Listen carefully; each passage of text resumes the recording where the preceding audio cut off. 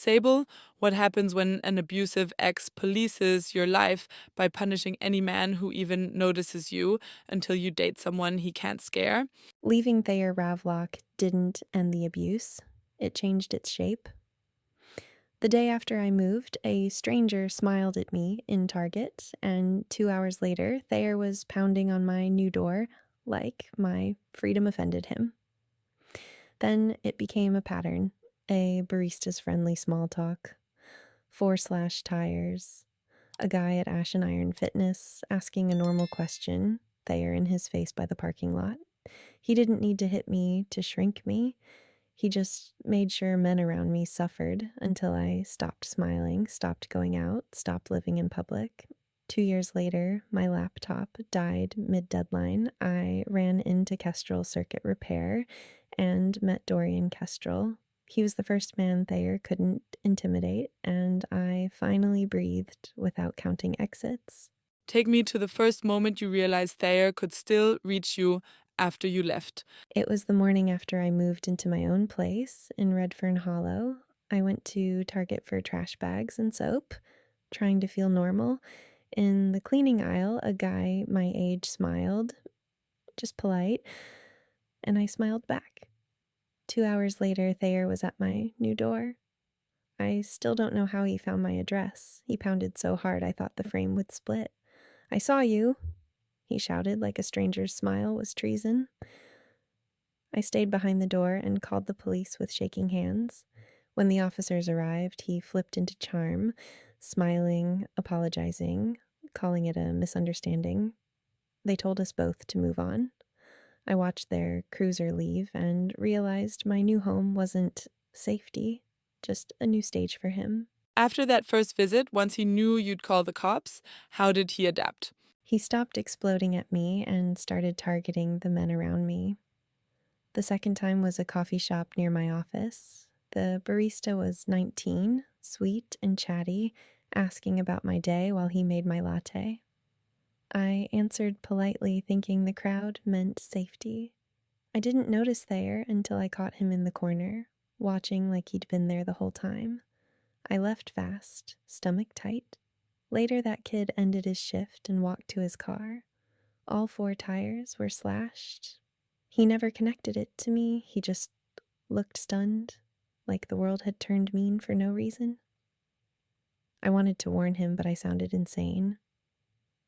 I went home and felt my world shrink another inch because the message wasn't, "I'll hurt you."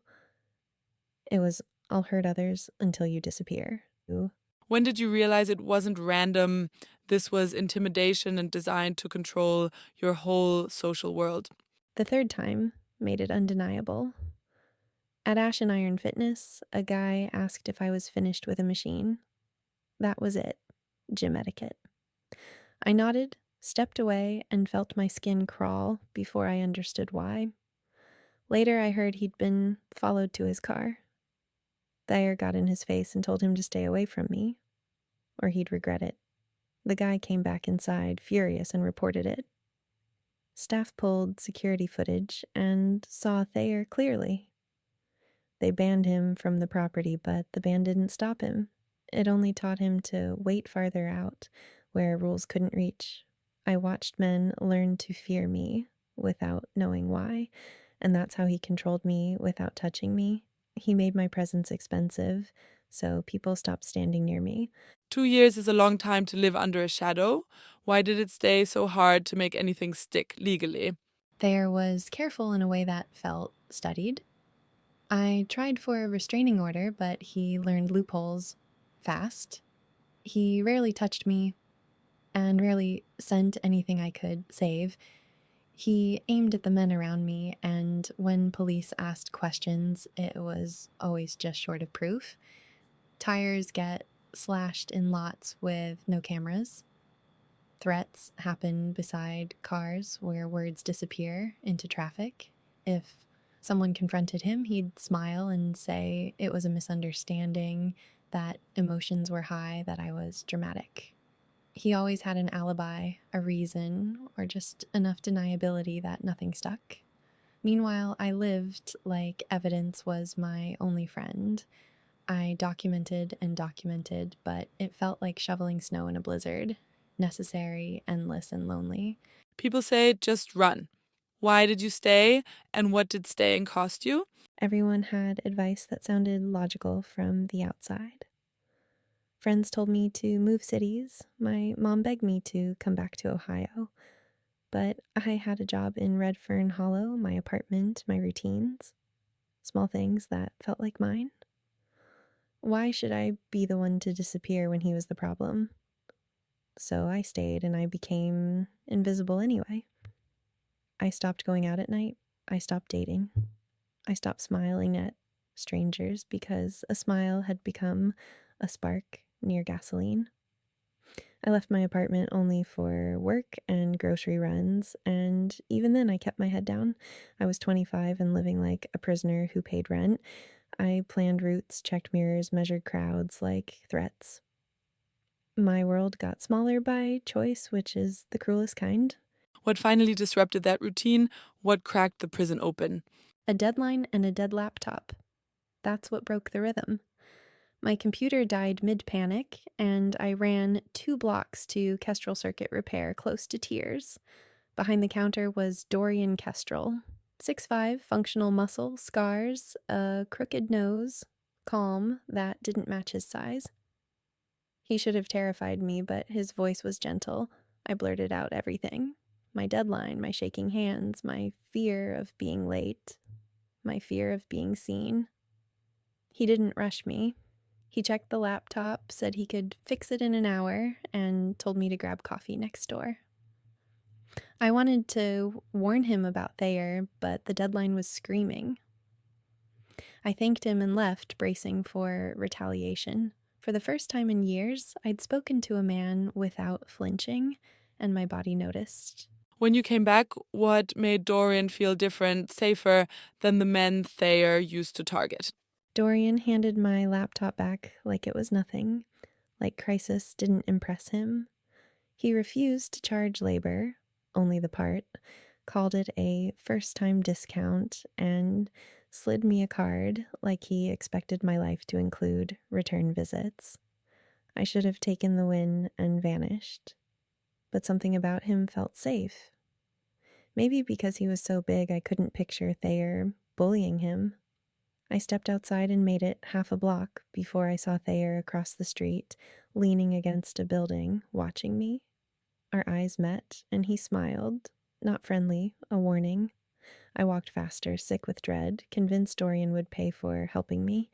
And yet part of me stayed curious about the man who didn't scare easily, because fear had been running my calendar for 2 years, and suddenly it met a wall. You expected retaliation? What did the first few days after meeting Dorian feel like? Like holding my breath on purpose. That evening, I drove past Kestrel's Circuit Repair and saw the light still on. Dorian was inside working like he didn't know a storm had my name. I parked across the street and watched, expecting Thayer to show up and do something ugly. Nothing happened. Dorian locked up at 7, climbed into a huge truck, and drove away. I went home and didn't sleep. The next morning, I checked the shop's page, expecting a post about vandalism or broken windows. Nothing. Day 2, nothing. Day 3, still nothing. The silence wasn't peace, it was suspense.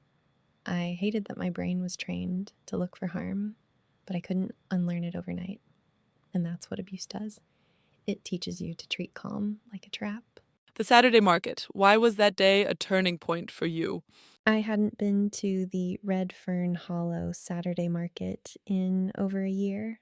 Thayer always found me there. That morning, I was picking tomatoes when I heard, "Sable."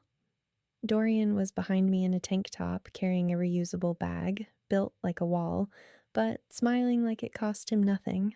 He talked about a burrito vendor and insisted on buying me breakfast. We ate under a tree with lemonades and talked for 2 hours. He told me he grew up in Minnesota, fixed electronics because he liked puzzles, trained MMA because it kept his mind quiet.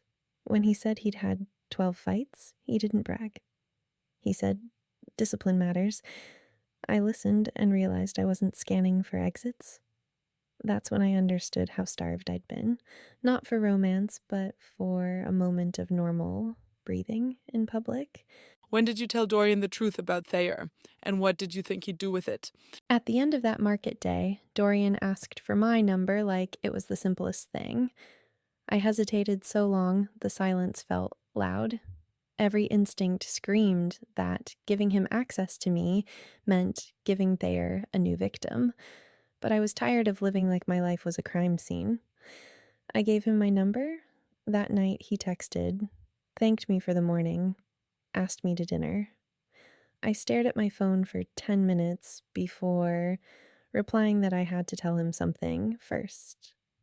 Then I told him everything: Target, slash tires, gym threats, and the 2 years I stopped dating to protect strangers. I expected him to vanish. Instead, he wrote, I'm sorry, I'm not afraid of him, and I still want to take you to dinner. I cried because the sentence wasn't a promise, it was a stance. What were those first dates like, carrying that fear that he could appear at any moment? Terror wrapped around something soft.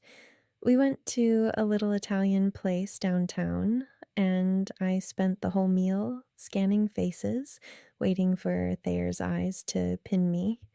He never appeared. Dorian talked about training, his opponents wrestling, how he had to stay well rounded. He admitted nervousness without shame. After dinner, he walked me to my car and asked if we could do it again. I said yes and meant it.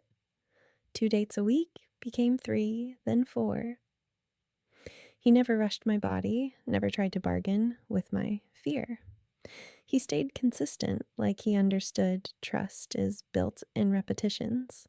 Thayer stayed gone, which was almost scarier. I kept waiting for the other shoe. But Dorian didn't ask me to be over it. He treated my fear like information, not an inconvenience. You went to his fight. What shifted in you when you saw him in that environment? Dorian gave me 2 tickets, so I brought Ione Bellamy. She'd watched Thayer grind me down, so she kept checking my face like she was making sure I was still me. The crowd was loud and the violence startled me, but Dorian fought with precision, not rage. He dropped his opponent in the second round. Backstage, bruised and taped, he saw me and kissed me. Public, steady, unapologetic. Later, we ended up with his team at a late diner, and I noticed something I hadn't felt in years. I wasn't bracing. Ione leaned close and whispered, he looks at you like you're not breakable. I laughed, then almost cried because it was true. That night felt like a doorway Thayer always ruined. This time it stayed open. I didn't feel saved. I felt seen. Then you had what you call the truck conversation. What did Dorian tell you, and how did it change the dynamic? I thought he was going to back away. Instead, Dorian said, your ex came to see me? My chest went cold. He told me Thayer showed up at Kestrel Circuit Repair, waited until Dorian was alone, and started making threats. Stay away from me, or he'd make his life hell. Dorian listened until Thayer ran out of swagger, then said calmly that he fights for a living and doesn't scare easily. If Thayer came near me again, Dorian would document everything and take it straight to police. I asked why he hadn't told me sooner. He said he didn't want me carrying one more guilt. You don't have to protect me, he added. For the first time, Thayer's shadow looked smaller than a man's calm, and for the first time, I wasn't the only one doing math at midnight. After Dorian drew that line, what did the next months look like, realistically? It wasn't a movie moment where everything fixes overnight, but the air changed. Thayer didn't show up outside my door.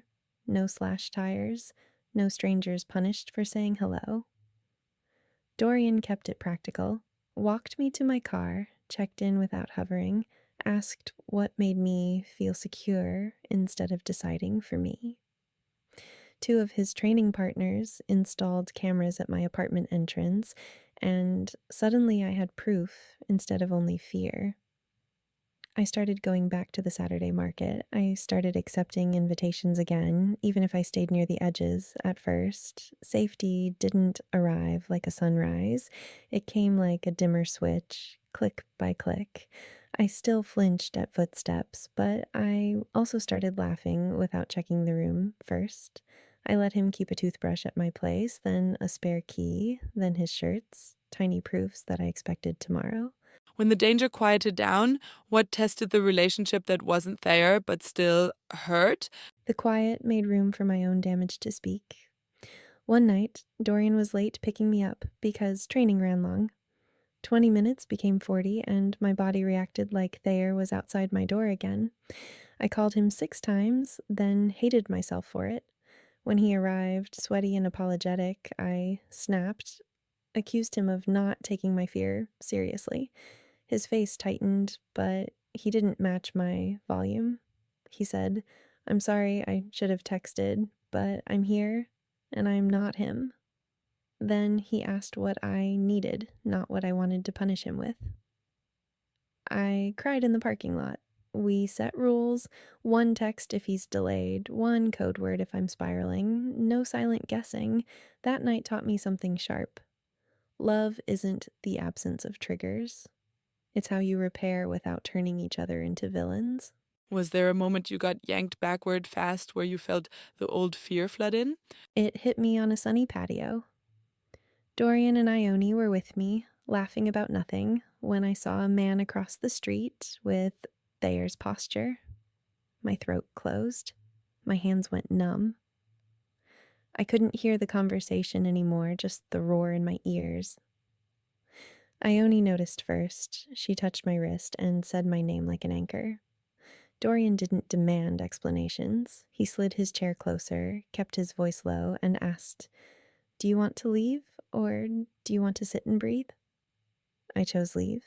He walked on my outside between me and the street without making a show. In the car, I shook and cried, angry at myself. Dorian said, "It's not weakness, it's memory." Ione texted later, "Therapy, please." For the first time, I listened. What did therapy give you that love, no matter how steady, couldn't? I found a trauma therapist, Dr. Mireya Quillen. The first session felt like opening a drawer I'd nailed shut. She didn't ask why I stayed. She asked what I needed to feel safe now. We mapped triggers like weather, certain parking lots, certain times, men who moved too fast behind me. She taught grounding, breath, senses, naming the room, so panic had less space to grow. Then she said something that stung. "Dorian can support me, but he can't be my only safety plan." We built one. Cameras, a folder for notes, friends who knew my route, and a promise to report patterns early. Agency returned slowly. Therapy didn't erase the past. It gave me handles. It made "I'm scared" less like a life sentence and more like a signal I could respond to with action. Pinegate Grocers, you saw Thayer again. What was different in you that moment? Aisle 3. I was reaching for pasta when I felt it, that old electric warning. I looked up and saw Thayer at the end of the aisle, pretending to study labels. For a second, my body tried to fold into itself. Then I remembered the plan. Breathe, name the room, keep my feet. I pulled out my phone and lifted it like I was checking a message, but really I was ready to call. Thayer saw the movement, and his eyes narrowed, and then he backed away. Not fast, but real. He turned and walked out like he'd lost his courage. I checked out, sat in my car, and texted Dorian. He was here. "I'm okay." He replied, "Proud of you." Intimidation only works when you cooperate with it. And in that moment, I realized my body could be afraid without obeying. That's freedom. Fear present, obedience gone. Then it spread outward. How did you learn he was repeating the pattern with someone else, and what did you do differently? I got an Instagram message from a woman named Vesper Calhoun. "I think I'm dating Thayer. Is he safe?" My hands went cold, but this time I didn't drown. I showed Dorian and Ione. They both said, tell the truth. Carefully, I met Vesper at a busy cafe and kept my phone recording in my pocket. I didn't insult Thayer. I listed facts: the door pounding, the tire slashing, the gym threats, the way he punished men to isolate me. Vesper's eyes filled with tears. She whispered he'd called me unstable. I showed her dates and photos. She thanked me and left. That night, Thayer texted, "You ruin things." I screenshotted and reported it. For the first time, my voice wasn't just confession, it was documentation. And that shift matters. It turned survival into protection for the next woman. After Vesper ended it, what happened? Did he escalate? 2 days later, Vesper texted, "I ended it." Then she called whispering. Thayer was parked across from her apartment, staring up at her window like he owned the view. She'd called police and got the same answer I used to hear: unless he does something obvious, they can't do much. My body jumped into old habits. I grabbed my keys, ready to go alone. Dorian stopped me at the door and said, "Not without me." When we arrived, Thayer's car was still there. Dorian parked behind him, walked up, and knocked on the window. Thayer's face shifted from smug to pale. Seconds later, he drove off. We went upstairs, stayed until Vesper's hands stopped shaking, and I gave her Dr. Mireya Quillen's number. No heroics, just presence, witnesses, and follow through. And that night taught me abusers love isolated targets. They hate coordinated adults who keep receipts. What did Dorian say to Thayer that night, and why did it land when the police response hadn't? Dorian didn't brag afterward. He said he reminded Thayer of their first shop conversation, then told him something Thayer wasn't used to hearing. "I'm not debating you. I'm documenting you." Dorian had saved the date Thayer showed up at Kestrel Circuit Repair, the time, the camera angles, the exact words he used. He said every contact, drive-by message, third-party intimidation would go into a single packet: screenshots, witness names, a timeline. "That's what prosecutors and judges understand," he told me. Not one scary moment, patterns with proof. The line that stuck was simple: if Thayer came near me again, Dorian would file immediately and attach evidence every time until it couldn't be minimized. It wasn't a fist, it was receipts and persistence. And for the first time, Thayer looked like a man running out of hiding places. When did you realize your story could help build a case beyond you, something that could protect other women too? A week later, I got a message from a man named Gareth Lorne. He said he was a private investigator hired by Thayer's new girlfriend, and he asked if I'd give a statement. My first instinct was to say no. Silence had kept me alive. Then I thought of Vesper's shaking voice. I met Gareth at a diner and told him everything: the door, pounding, the watching, punishments aimed at men to isolate me, loopholes Thayer used to stay clean. Gareth didn't react like I was dramatic. He took notes like he was building a timeline. Days later, he called back.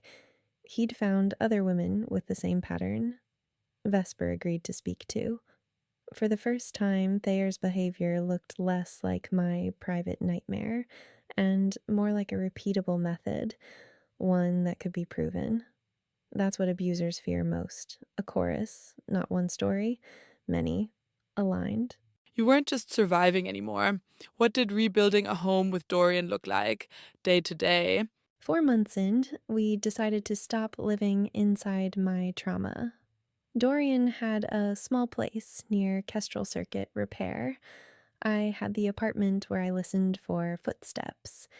House hunting in Redfern Hollow was its own therapy. I caught myself checking locks, streetlights, parking angles, planning escape routes like it was normal. Dorian noticed and didn't tease me. He said, "We'll pick a place where you can breathe." We found a modest 2-bedroom with a tiny yard. The landlord, an older woman named Elspeth Rourke, looked at Dorian and said, "Good." A big one. This street needs decent men. He laughed, but I felt my shoulders drop. Ione came to help us move with two of Dorian's training partners. That first night we ate pizza on the floor, and Dorian said, "This is ours. Nobody gets to touch it." I believed him, because he didn't say it like ownership. He said it like a boundary. Did you two ever clash in a way that tested what you'd learned? Care versus control? Yes, over visibility. After one of Dorian's fights, the gym posted a highlight clip and tagged him. Someone in the comments tagged me too, like we were a cute storyline. My stomach dropped. All I could think was Thayer scrolling, collecting breadcrumbs. I went cold and told Dorian he had to delete everything: posts, photos, his entire online life. The words came out like a command, and I hated myself immediately. Dorian didn't get defensive. He asked, "Do you want privacy or do you want control because you're scared?" That question landed hard. We set boundaries instead: no tags, no location posts, delayed uploads, and if anything felt off, we logged it, not argued. He let me lead the safety rules. That's when I understood the difference. Thayer made my world smaller by force. Dorian made my world safer by consent, and I learned I could ask for protection without becoming the jailer. Even with love, trauma keeps its own schedule. When did you realize you needed professional help again? 5 months in, we were at a crowded restaurant with Dorian's friends. Noise bounced off walls, strangers brushed past my chair, and someone joked about their crazy ex. My chest clamped shut, my vision narrowed.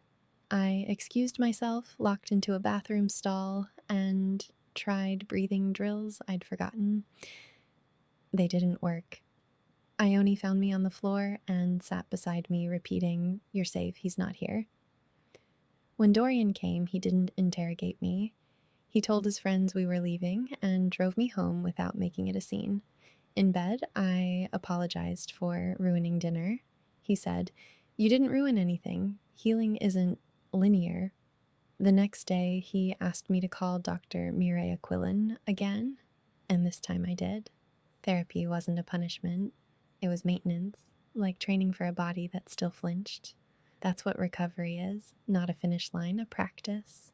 Was there a moment that proved you were getting freer? Something quiet but unmistakable? A random Tuesday, I got an unknown number text. "Hey." Old me would have spiraled all night decoding it, wondering if I'd missed a sign. New me printed the screenshot, wrote the date and time, and drove to the station like it was an errand. My hands still shook a little, but I could breathe. I asked for the case number, asked to add it to the file, and asked what the next step would be if it happened again. The officer didn't roll his eyes. He took the paperwork, stamped a receipt, and told me to keep documenting. Walking back to my car, I realized my body wasn't collapsing. My body was cooperating.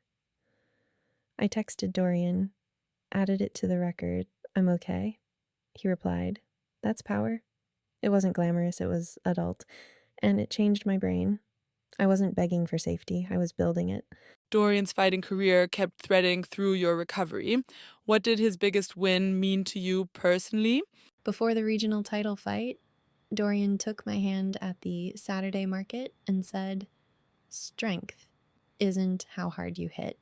It's who you protect and who you choose." Then the fight. 5 rounds, brutal pace. I sat front row with Ione, gripping her hand like an anchor. Every time Dorian got clipped, my body flinched. Every time he reset, I practiced hope without panic.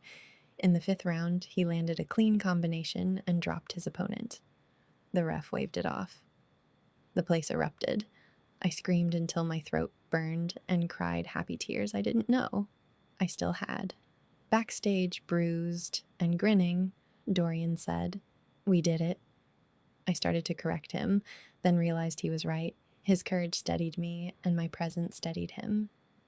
Winning didn't fix my past. But it proved something about the future. I could stand in a loud room and feel joy without expecting punishment afterward. That was the miracle. After the championship, the stakes got higher, more attention, more travel. How did you handle the risk and his first setback? A bigger promotion offered Dorian a contract, better money, bigger names, more travel. He asked me what I thought like my answer mattered. I told him to take it. I went remote with my work, and we started moving city to city. He won some, lost some, and every outcome taught us something different. His first loss hit him hard. In the hotel room, he sat staring at nothing, saying he wanted to win that one for me. I told him I didn't need victories. I needed him safe, healthy, coming home. He looked up like he'd never heard love described that way. Traveling tested my nerves, but it also proved something. I could move through the world without Thayer mapping my steps. The fights were loud, the healing was quiet, but it kept happening. I learned to pack without panic. I learned to sleep in a new place without checking every window. Not perfect, just better. When did you know this wasn't just a safe relationship, it was a lifelong one?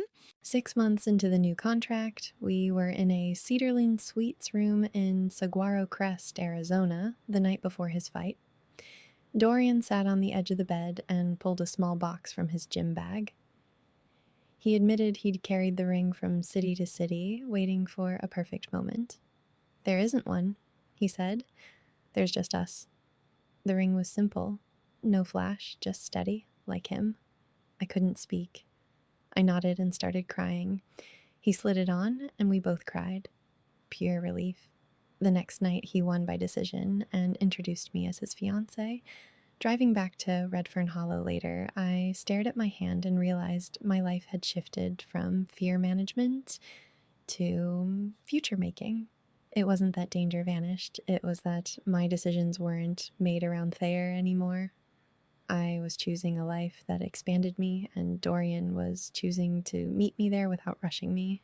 Wedding planning can bring old beliefs to the surface. What did that season teach you about him and about yourself? Planning the wedding was surreal. Dorian wanted input on everything. This fighter debating lemon cake versus vanilla like it was a title match. Ione anchored me through appointments and lists. My mom flew in from Ohio and clicked with Dorian's mother, Dorian Kestrel, who hugged me like she'd been waiting. One night, Dorian mentioned Dorian's dad died when he was 17. I didn't know. When I asked, Dorian told me it was a drunk driving crash, and fighting became his way to carry anger without drowning. He said standing up to Thayer felt like honoring his father, using size for good. We cried, not because we were broken, but because we could finally be honest. That honesty mattered more than flowers or seating charts. It taught me love doesn't require me to perform calm. I could be messy, scared, real, and still kept. While you were building a wedding, a legal case was building too. How did it start taking shape, and what did progress look like? Gareth Lorne kept calling with updates, and each one felt like a door opening. He found more women, different ages, same method: charm, isolation, monitoring, punishment when they tried to leave. Gareth asked if I'd testify if it went to court. I looked at Dorian, cooking in our kitchen, and heard Dr. Mirea's voice. "Agency is practiced." I told Gareth yes. A few weeks later, he said Thayer had been served with a new restraining order request, and the district attorney was considering stalking and harassment charges. It wasn't finished, but it was real. I called Vesper. She cried and kept repeating, "It's really over." That night, Dorian and I celebrated quietly, movie on the couch, because normal was the victory Thayer always tried to steal. The system wasn't perfect, but it was finally seeing patterns, not fragments. And patterns are where accountability lives. Right before the wedding, what did therapy show you about the fear underneath the joy? Dr. Mireia asked, "What are you most afraid of?" I expected to say Thayer. Instead, the answer was quieter, waking up one day and realizing this life was too good to be true, that Dorian would change. She asked if I believed that. I said no, but the fear still lived in my body. Then she asked what hit hardest. What if I wasn't afraid it was too good? What if I was afraid I didn't deserve it? I went still. Part of me had carried Thayer's story like it proved I was flawed. Dr. Mireya said abuse breaks you, and recovery is learning you're worthy of gentleness. She told me Dorian and Ione already believe it. Now, she said, you practice believing it too. That became my work, allowing happiness without treating it like bait, learning to rest without apology, learning that peace doesn't need to be earned through suffering. You began this story in Target. What was it like to go back there later? By choice? 3 years after that first Target moment, I went back to the same store on purpose. I needed proof my body could learn a new ending. I walked into the cleaning supplies aisle and felt my stomach tighten like it remembered the pounding on my door. Then a man smiled. Ordinary. I smiled back and waited for punishment. Nothing happened. No car idling outside, no texts, no footsteps behind me, just a moment. I checked out, sat in my car, and breathed until my heart slowed. When I drove home, I didn't circle the block or scan mirrors. I walked into our house and found Dorian taping his hands for a local bout. The contrast hit me. Same aisle, different life. Thayer trained me to expect harm after joy. That day taught me joy could simply be joy. Not a trigger, not a debt. Just a human moment that ended quietly, the way moments are supposed to. Some people will say Dorian just scared Thayer off. How do you define protection versus control now? I asked Dorian that after Pine Gate Grocers. Part of me felt guilty that fear finally worked. Dorian said, control is when you make your partner's world smaller. Protection is when you make sure someone else can't. He never told me who I could talk to. He never read my messages or punished my yes or no. He asked what I wanted and backed it with practical steps. When he confronted Thayer, it wasn't to own me. It was to remove a threat already stalking multiple women, and he didn't make me dependent. He pushed me toward therapy, evidence, friends, routines, and reporting. That's the difference. Thayer used strength to cage. Dorian used strength to open space. I didn't need a savior. I needed a partner who refused to let violence set the rules, and I needed to rebuild my own agency so love didn't become a new leash. As the hearing approached, what did you learn about how abusers keep power and what makes that power collapse? Serena Valen, the prosecutor, told us men like Thayer keep power when victims are isolated and scared. Isolation was his favorite tool. He didn't just hurt me, he separated me from witnesses until my reality sounded unbelievable. Preparing for court did the opposite. Gareth connected us. We shared timelines, compared screenshots, practiced saying no without explaining. The more we aligned, the smaller Thayer's story became. Serena warned he might take a plea to avoid trial, and I realized even that would matter. A record, restrictions, a trail that follows him. 2 weeks after the wedding, we'd stand in a room and speak in sequence. Me, Vesper, and the others. I wasn't excited. I was steady. Fear is loud. Solidarity is quieter, but it holds. And holding is what finally breaks the abuser's illusion that every woman is alone. Turning pain into evidence can be brutal. What did preparing to testify cost you, and what kept you stable? Serena treated me like a witness, not a headline. She explained why patterns matter, repeated behaviors across victims can prove intent. Then she said she rarely sees this many women willing to come forward. I told her I wasn't brave, I was tired of being scared. Serena nodded. That's often what bravery looks like. I practiced telling my story in clean, dated sentences, no spirals, no apologies. Gareth coached us on staying factual. Dr. Mireya helped me notice where shame tried to interrupt. Dorian kept saying, "You won't be alone in that room." Ione helped me rehearse, then made me eat dinner afterward like I was a person, not a case. Some nights I couldn't sleep. Some mornings I shook putting on shoes, but I kept moving because silence had protected him. Speaking would protect the next woman, and I finally cared more about that than about being liked. After everything, stepping into marriage, what did it symbolize for you? The wedding was small. Close friends, family, the people who watched me come back to life.